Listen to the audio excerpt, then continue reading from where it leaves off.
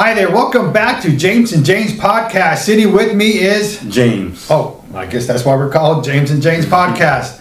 All right, what do you got for us today? All right, today we're going to go over Matt Riddle and his return on Monday Night Raw. Yeah, Monday Night Raw. When I saw him come down, I was like, what? Finally, he's back. After a month, I was like, but first I was like, where's Randy at? Yeah. But of course, Randy's still out. He's coming back next year, I think.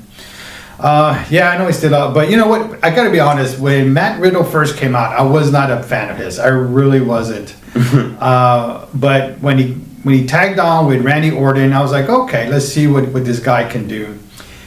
And then when Randy Orton was out, how he kept trying to go to Roman Reigns and just kept fighting and fighting. So after that, I think I became a fan of his from that point on. So, but here's the thing, though. When he attacked, I think it was Jay and Jimmy, I was like, why? they did nothing to you.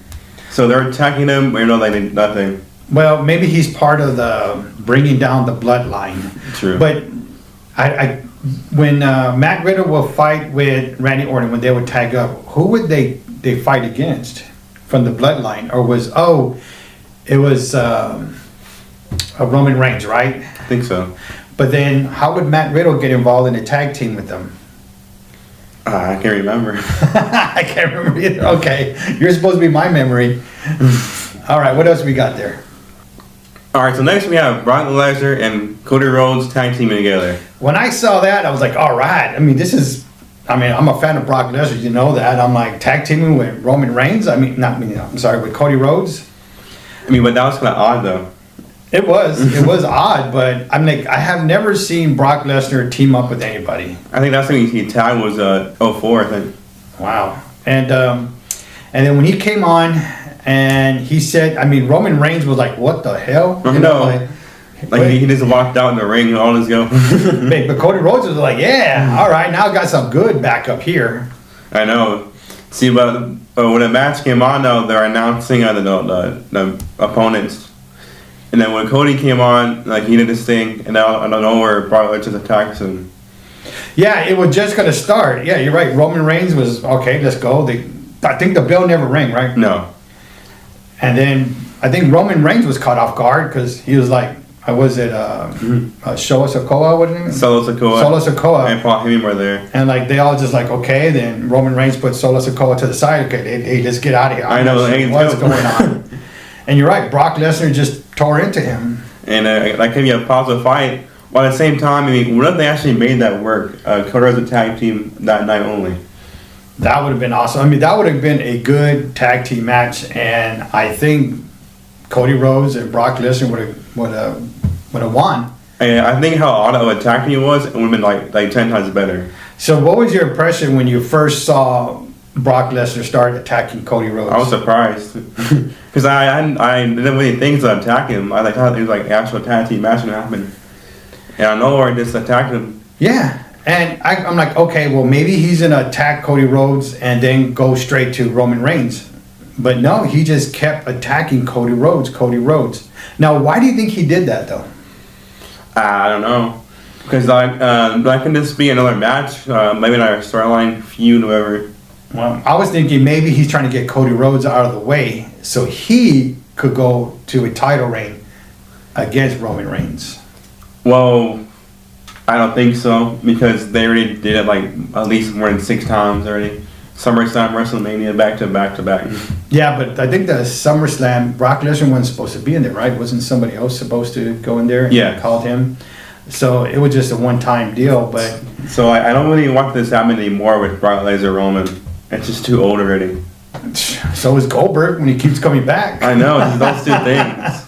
But I think that's what it is. I don't know if it's just a storyline to get Cody out of the way because there's a lot of wrestlers in the backstage that want their turn with the title holder, and especially when he's undisputed. With the both tag teams, the both belts, and they want both belts. But I'm curious to see when are they going to separate the belts. Is Roman Reigns going to come up and fight for both belts or one belt? Yeah, here's the thing though. I saw this interview with Paul Heyman and the guy you watch. Paul Heyman was saying how about the streak with Taker. everyone thought it was be this person. Everyone thought it was be Triple H. Everyone thought it would be like Shawn Michaels. And go on and on and on, and they were wrong. And then once Brock did, they're like surprised. Well, say they were Roman, they thought it was Cody. They thought it was Sammy. They thought it was Kevin, and it wasn't. And it goes on and on and on. But Taker Street went on for years, saying they were Roman, years. But the difference between The Undertaker and Roman Reigns is The Undertaker did it by himself. Yeah. He did not have any entourage or whatever needing to go into the match in order for him to win.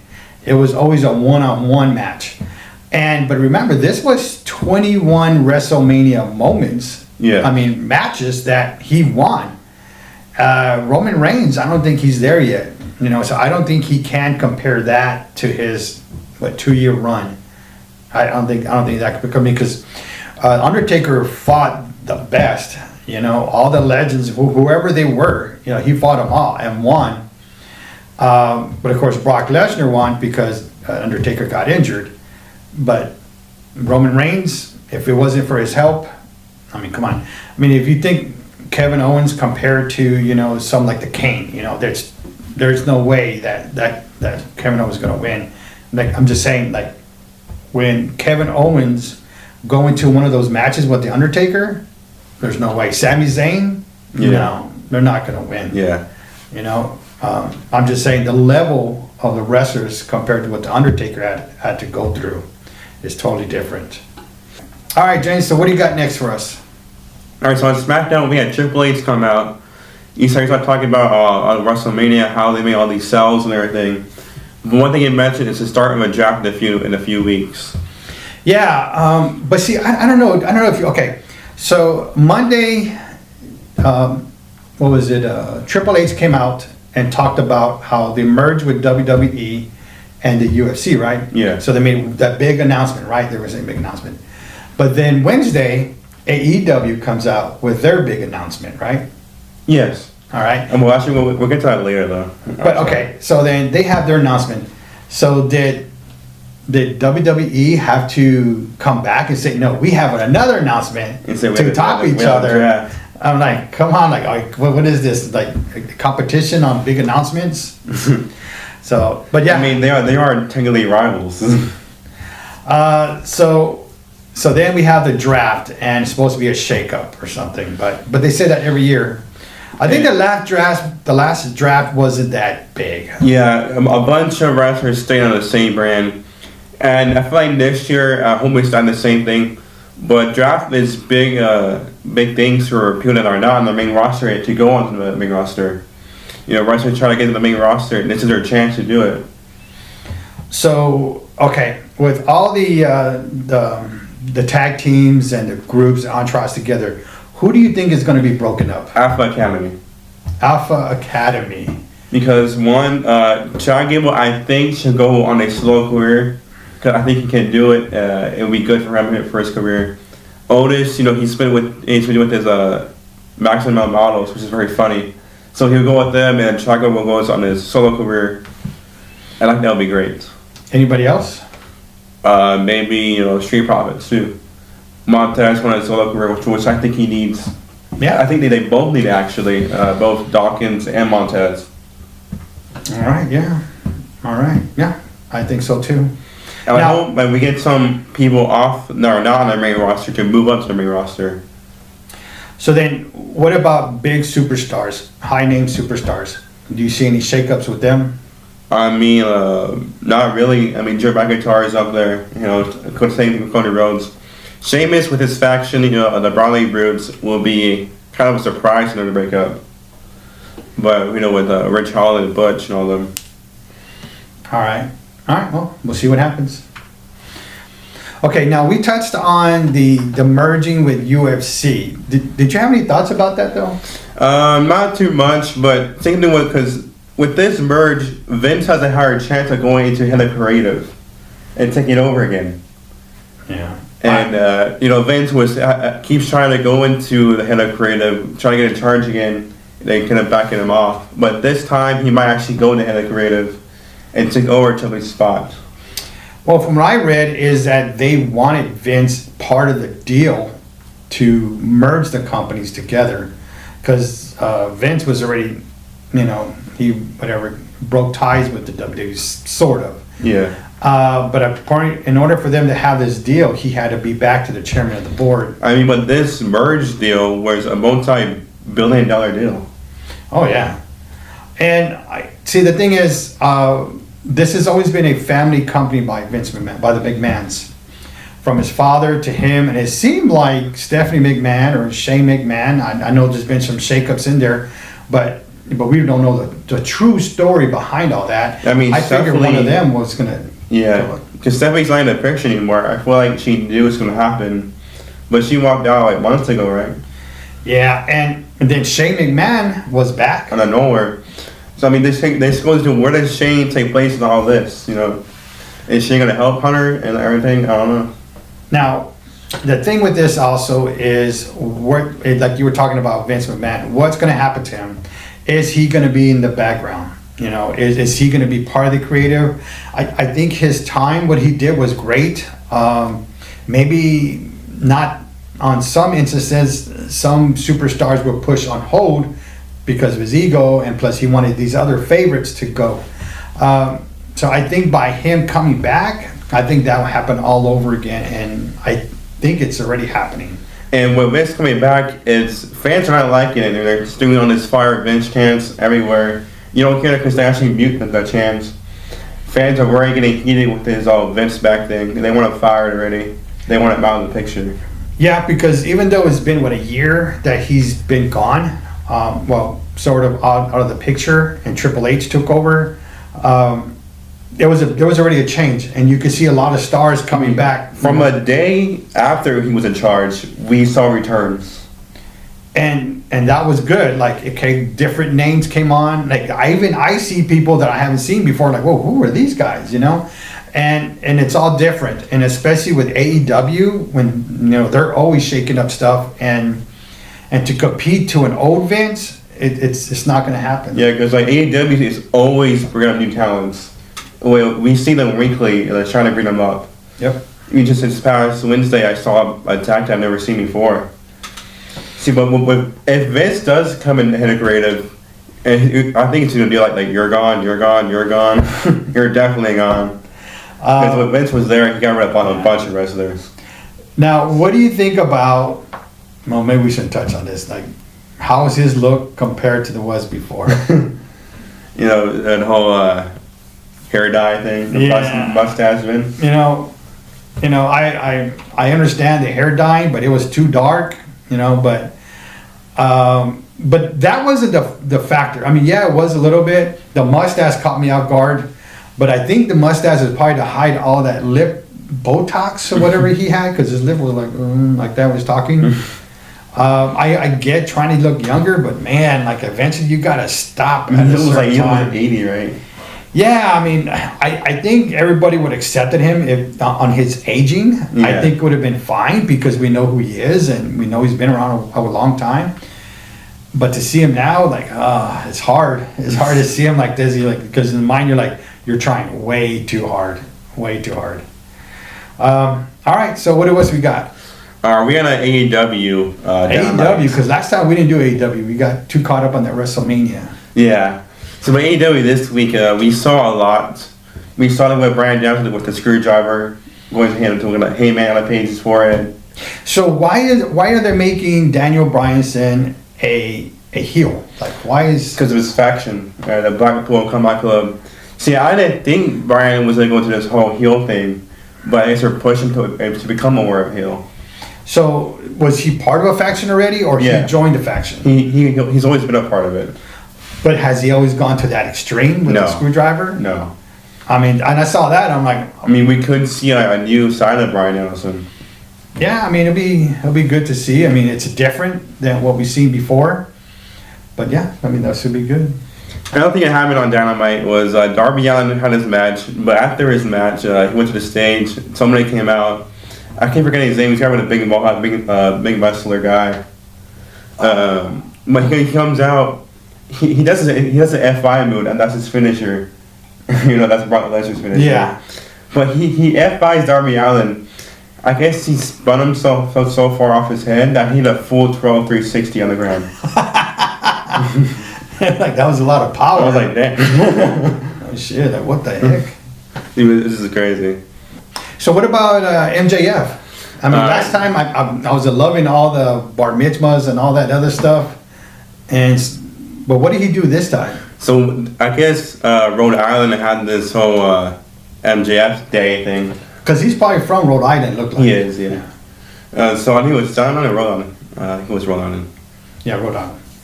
But he had his whole MJF Oh no, thing. maybe Staten Island. I don't know. I think it was Staten Island. Staten Island. Okay, well, either one of those, whatever they are. Tell us the comments. Yeah. See, but they had this before he came out. They had this, big like kind of band thing, and there's something that's jazz, right? Kind of jazz music. Yeah. And they're playing it off of their instruments. Yeah. Then they came out. Yes. They had that. Yeah. That orchestra. Yes. There. Yeah. Yes. Then MJF comes out, talks to the crowd, but then he starts singing. I don't know about you, but I was highly impressed by his voice. Yeah, he sang pretty good. I was wow. Like to what the actual singer was in him, or like this is. They sound alike. Like MJF, I guess that's just kind of hidden talent.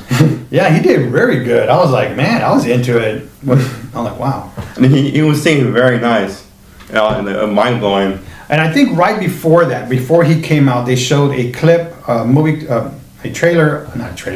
newscast of when they were giving him the key to the city. Yeah. There. And they're doing this whole promo to the crowd at the mayor's office over. And then they gave it. I guess there was a small key. Yeah, and then they had this bigger key. Yeah, they gave that. And the size of him, I think, almost.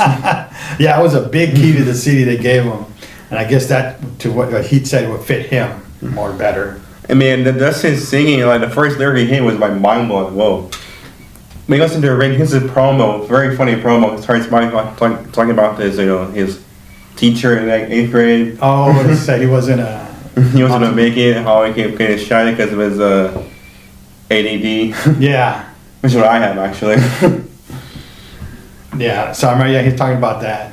He says some very funny stuff, but everything was perfect. The crowd, the band, the crowd like chanting stuff. Obviously, like when it rains in Staten Island. The crowd was like, no, it never rains on Staten Island. It never rains here. And like, that actually came on TV, which I liked. So everything about that stuff was perfect.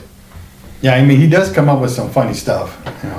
Now, let's talk, it's more touch about MJF. Do you think he's one of the most greatest heels of all time? I don't know. To me, it's like I think he's just starting, so it's hard to say greatest of all time. But I mean, he's getting there with his funny stuff. I think he's like one of the greatest heels. Just his gimmick, and like he lives that gimmick. He does it so naturally, also. Yeah, I mean, see what happens. I mean, it's. I think he's been a champion. What, a year? Yeah. No, not even a year. No. Yeah. So I mean, because before that, he was saying, what was it before? I think it was a year. Yeah. Because when he came out and he was all like, and I think he was saying like he's not good enough or something like that when he lost the belt or when he lost the last fight, whatever. Yeah. But then, I don't know, from that he changed into something else. Now we just watched that AEW All Access. So I think that was a very good show. They should keep doing that more and more each week. Because we see all these sides of stories. Last week we saw, I can't really remember. But this week we saw, like Sammy Guevara, the Britt Baker, the DMB. Yeah. The DMD actually. We saw like the Young Bucks, everything. We hear these sides of stories, which is great. We see a bunch of backstage stuff. Yeah, and you can see where Sammy Guevara was in. Sammy Guevara. Guevara. Yeah. And they're talking about how he was, I guess how he used to dream about being in wrestling when he worked at Subway. And he said all these other jobs he had, and then he was working hard, and then being in a match with Daniel Brianson, and then he goes, one day I'm gonna wrestle him. Yeah, he saw that Miracle on Elm Street fight. We won the heavyweight belt, 2 of them, both, which was a great fight at WrestleMania 30. He says, "Remember watching it because I want to fight this guy." And he did. A 2 out of 3 falls match. Yeah, and it turned out great. And then Tony Khan was very excited about it, that he went backstage, and as soon as he got out, shook his hand, said thank you. It was a great match, and he was happy about it. It's always like saying Tony Khan happy and not mad. And I see Jerry looking like, is he okay? Is he good? He's good. All right. Yeah, he shook his hand, even getting some poundings, whatever. Then we saw the DMD going against Saraya for her return match, Yes. which is very good. We saw like how serious it was for Saraya coming back and doing this great match with the DMD Britt Baker. Yeah, and I like the promo before when they're in the ring together and then they're talking about it, and then of course Saraya attacks what's her name attacks Saraya. Yeah, the DMD DMD and then Britt Baker. and then backstage everybody's happy that Saraya was good. She was able to perform. And then Tony Khan's face is watching like, yeah, it's good. I like that. He didn't go out like Sammy. Go on, hey, great. I ain't mad about it. You're not fired yet. Yeah.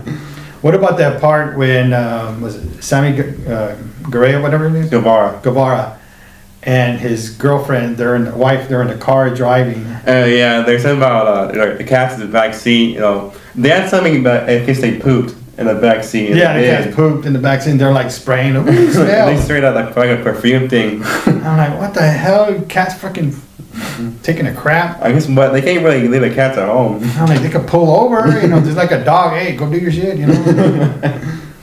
Ah, damn. That's crazy. That's why I don't like cats. Poor dogs. So. And the Young Bucks, saying all this stuff too. But then we have Thunder Rosa with her injury, her lower back injury, which is a very serious injury. How she wants to come back and she can't yet. But it just shows how emotional she is about it. How bad she wants to come back.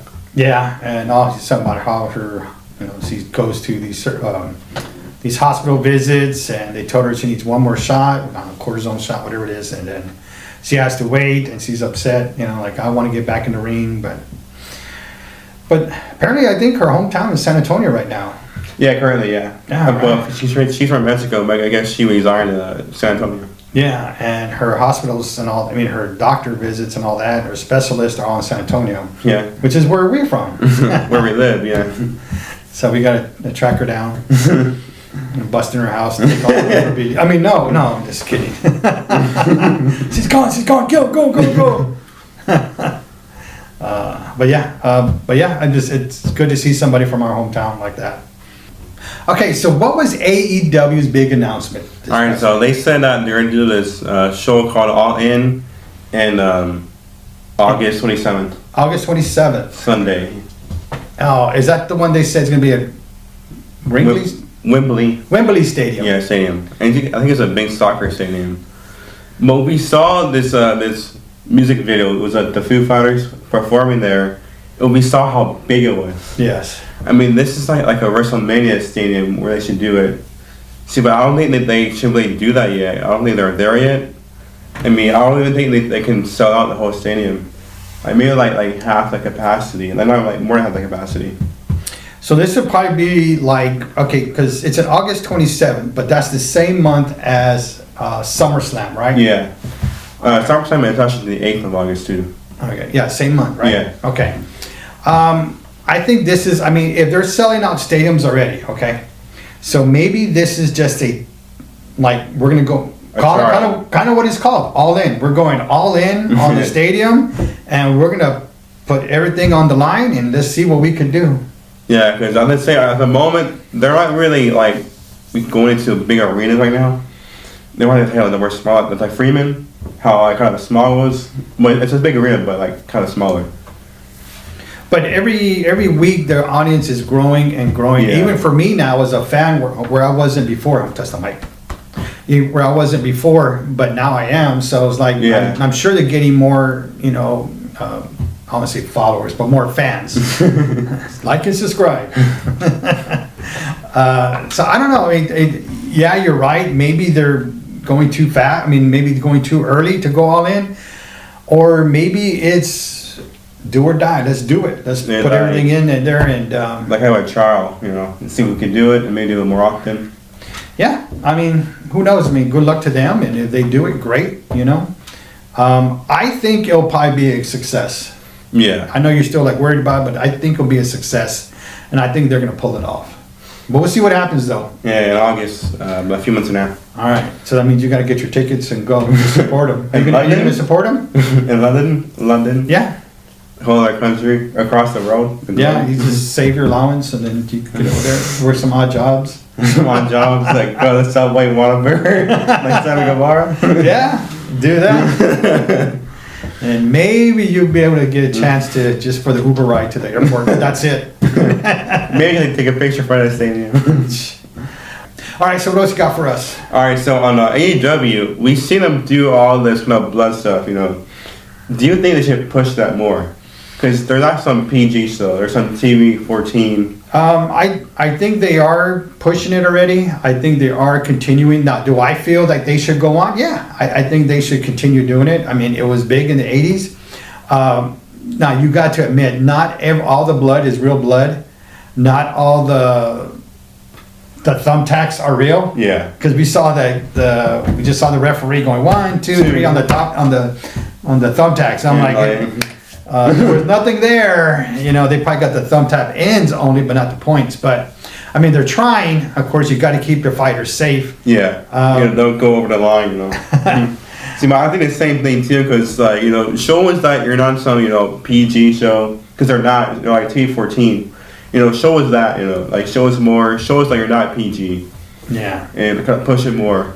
I mean, even with Daniel Brianson putting that screwdriver on the guy's forehead, you saw some blood, but not too much, you know. Yeah. And then even on some other ones, I mean, they're not doing it 100%, which is good, because you don't want to tear up the whole skin, and then they can't wrestle no more, because every time you hit, boop, blood, it opens up again all over again. But yeah, I think the blood is working. I think the blood is good. I don't think they should put a bunch of blood where you're just covered, your face is just covered red, and I'm like, Because you know, like, okay, make sure the dye doesn't come out that much. You know, like just enough for your sweat to go, and that's it. Ruby Soho had that. Her whole face and hair was covered in blood. Like she took a shower in blood. Yeah, I mean, UFC fighters are in blood sometimes, but it doesn't stain their face. You know, I'm sure the dye, whatever it goes with your sweat, so it covers. But yeah, just be careful on your blood. Don't overdo it. And exactly, don't cross the line. So what else we got for us today? So I want to go where this drink has been trending for months now. They saw this kind of Prime Hydration.